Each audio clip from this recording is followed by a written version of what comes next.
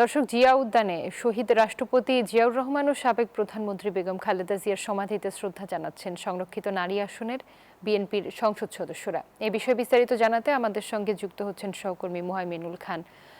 Muhaimin, Zia উদ্যানে এই মুহূর্তে কি কার্যক্রম চলছে, সবশেষ তথ্য জানাবেন। আপনাকে আমি কিন্তু এই মুহূর্তে দাঁড়িয়ে আছি শহীদ প্রেসিডেন্ট জিয়াউর রহমান এবং সাবেক জিয়ার কবরের ঠিক সামনে, এবং সেখানে দেখতেই পাচ্ছেন আমার পেছনে কিন্তু এরই মধ্যে সংরক্ষিত নারী আসন থেকে যেসব নারী সদস্যরা এমপি নির্বাচিত হয়েছেন তাদের এখানে এসেছেন, তারা কিন্তু শ্রদ্ধা জানাচ্ছেন। এবং কিছুক্ষণ যাবত দেখতে পাচ্ছি আমরা যে বিভিন্ন আসন থেকে যারা নির্বাচিত হয়েছেন তারা এখানে এসে উপস্থিত হয়েছেন।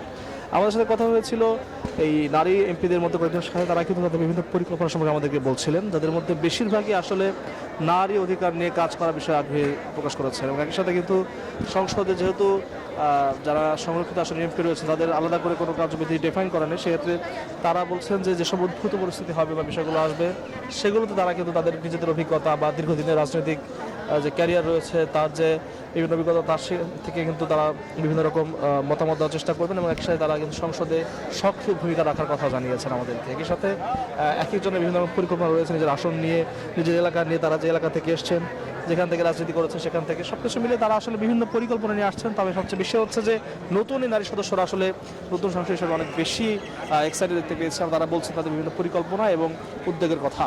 তো এখান থেকে এই ছিল এখন পর্যন্ত আমার কাছে সর্বশেষ তথ্য। মুহাইমিন, আপনাকে ধন্যবাদ।